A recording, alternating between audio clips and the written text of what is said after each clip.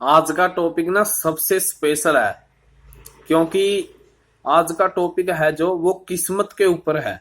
मैं आज आपको किस्मत के बारे में और कर्म के बारे में बताऊंगा कि ये कैसे कर्म होता है और कैसे किस्मत होती है।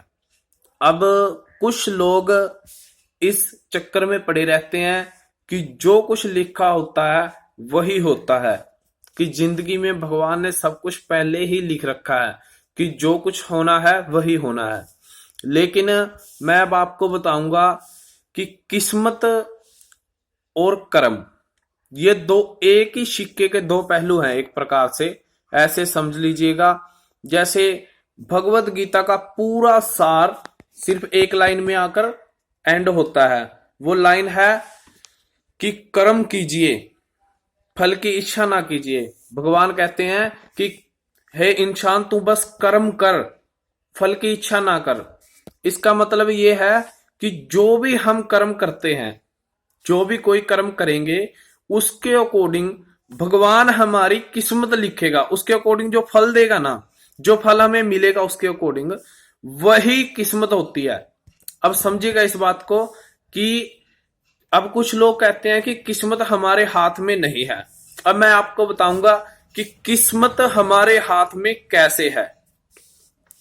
किस्मत दोस्तों हमारे हाथ में ऐसे है कि भगवान ने कहा है कि तू जैसा भी कर्म करेगा, श्री कृष्ण जी महाराज भगवत गीता में कहते हैं कि इंसान तू जैसा भी कर्म करना चाहता है ना, तो मैं तेरे कर्म के अंदर किसी भी तरह का कोई भी हस्तक्षेप नहीं करूंगा। मतलब कि तू दो कार्य होते हैं, या तो कर्म दो तरह से होता है, एक तो धर्म और एक अधर्म। अब कर्म तो कर्म होता है, अब उसके दो मायने हैं, जैसे अधर्म कर लो या कर्म कर लो। भगवान आपके कर्म में कोई हस्तक्षेप नहीं करेंगे, ठीक है। लेकिन जैसा आप कर्म करोगे, या तो धर्म करोगे या अधर्म करोगे, अब उसके अकॉर्डिंग भगवान आपको फल जरूर देगा। अगर आप गलत कार्य करोगे तो आपके साथ गलत होगा, भगवान करेंगे। भगवान का कहना यह है कि जैसा तू कर्म करेगा उसके अकॉर्डिंग मैं तेरे को फल दूंगा। समझ गए ना, कि जैसा तू कर्म करेगा उसके अकॉर्डिंग फल दूंगा मैं तेरे साथ कभी, भगवान किसी के साथ गलत नहीं कर सकते। किसी भी कीमत पर भगवान किसी के साथ ना तो गलत किया और ना करते। हमें गलत लगता है, क्योंकि जो हम कर्म करते हैं ना उसे भूल जाते हैं। अगर हमारे साथ गलत हो रहा है ना, तो समझ लीजिए ये हमारी किस्मत तो है, लेकिन भगवान द्वारा हमारे कर्मों के अकॉर्डिंग लिखी गई हुई किस्मत होती है ये।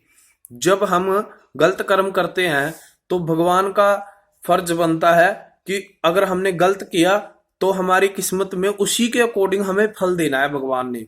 और अगर अच्छा किया तो हमारे साथ भगवान हमारी किस्मत में अच्छा लिखेंगे। यही किस्मत होती है दोस्तों।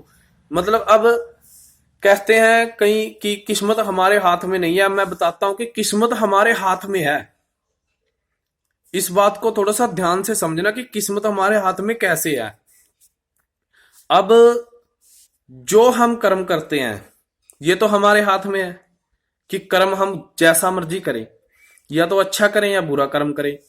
अब जब हमारे हाथ में है तो उस कर्मों के अकॉर्डिंग ही जब किस्मत लिखी जानी है, तो फिर किस्मत हमारे हाथ में हुई या नहीं हुई।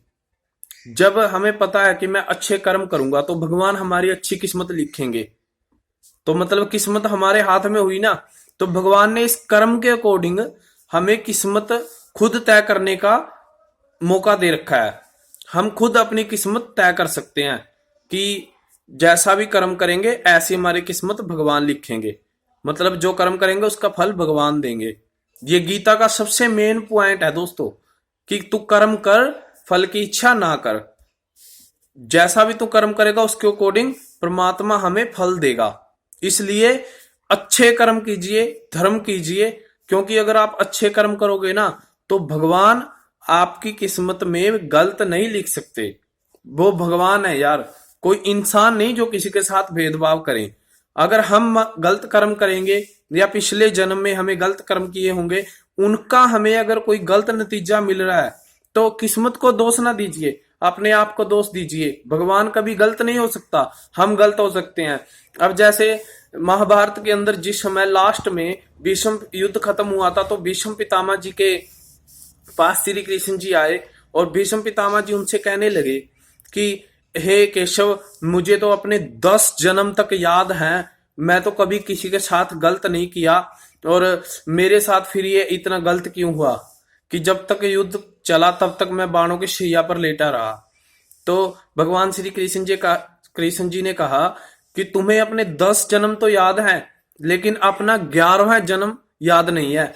उस समय तुम एक राजकुमार होते थे, और जब तुम एक बार जंगल के रास्ते से जा रहे थे तो तुम्हारे रास्ते में ना कोई सांप आ गया था, और उस सांप को उठा के ना तूने एक कांटेदार झाड़ियों पे फेंक दिया था। तो वो सांप उस कांटेदार झाड़ियों के अंदर फंस गया, और जितना वो हिलता था ना उतना ही उसको मतलब कांटे घुसते थे, उतने ही कांटे लगते थे। तो उसकी सजा, 11वें जन्म की सजा तुम्हें अब मिली है।